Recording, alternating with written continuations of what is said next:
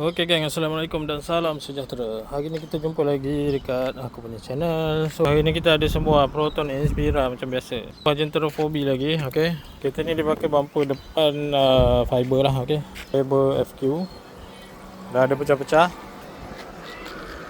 Okey.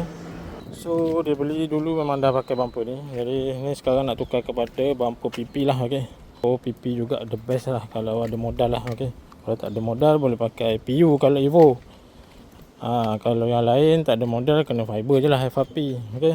Belakang pun dia akan tukar kepada PPFQ, depan baris. Okey, baris V3 lah. So depan belakang dia kacuk, depan baris, belakang FQ.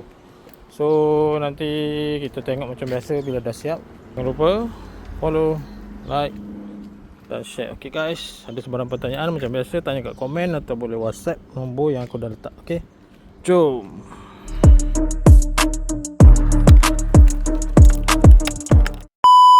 Cuma hari ni pelik sikit lah. Okay.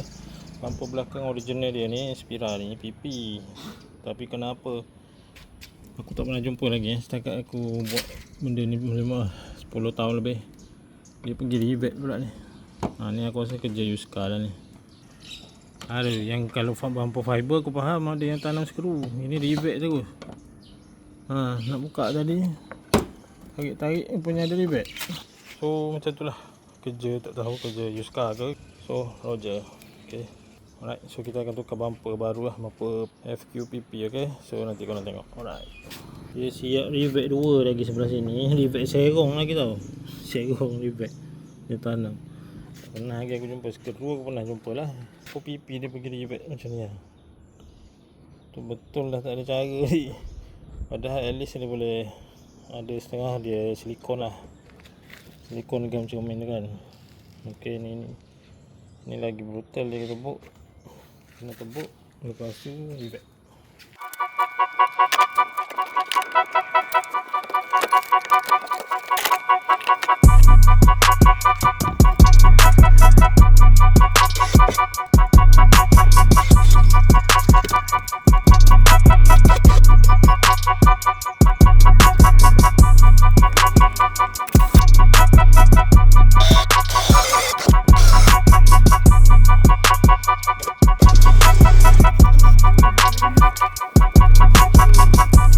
Geng, so benda macam ni lah yang tambah masa. Sebab tadi kita nak buang rivet dekat body, lepas tu bracket yang dia pun dah patah lah.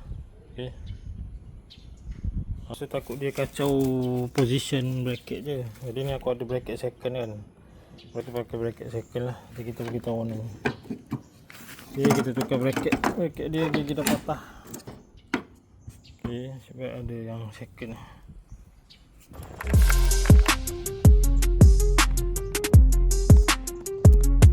Okey geng, bumper depan dia kita tukar semua bukan tukar, sebab dia pakai bumper fiber sekarang. Jadi nak masuk bumper PP macam asal fitting original, so kena pakai bracket bawah lampu, bracket fender. Okey, bracket tengah besi dia dah ada, so kita kena tambah bracket tepi dan bracket bawah lampu lah.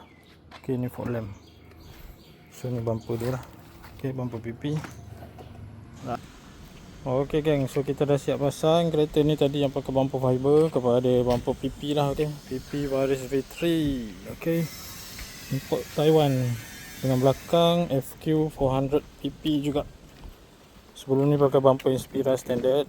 Okey, yang tadi tu ada rivet-rivet tu, so kita dah buang lah. Okey, kita dah pasang bumper PP FQ. Okey, so owner dia kacuk belakang FQ, depan baris, no problem. Itu selera masing-masing. Okey, minat masing-masing lah. So not bad. Siapa-siapa yang berkenan boleh Roger. Tadi fog lamp yang asal, fog lamp yang asal kereta ni pelik sikit, dia dah tak pakai switch original. Tak tahu sebab owner pun beli dah macam ni, dia buat switch yang lain. Tapi tak apa, kita sambung balik. So pakai wiring tu lah yang dia dah buat tu. Rasa sebab yang ni mungkin problem kot, tu dia dah buat yang tu. Jadi kita dah sambung fog lamp semua lah. Okay, so that's all. Ada soalan boleh tanya, nak order boleh Roger, nak pasang, nak cat semua kita ada buat. One stop. Okay, pasang cat, nak post saja, nak COD saja pun boleh. Okay guys, so that's all. Jangan lupa follow, like, subscribe. Okay, so jumpa lagi. Bye bye, ciao.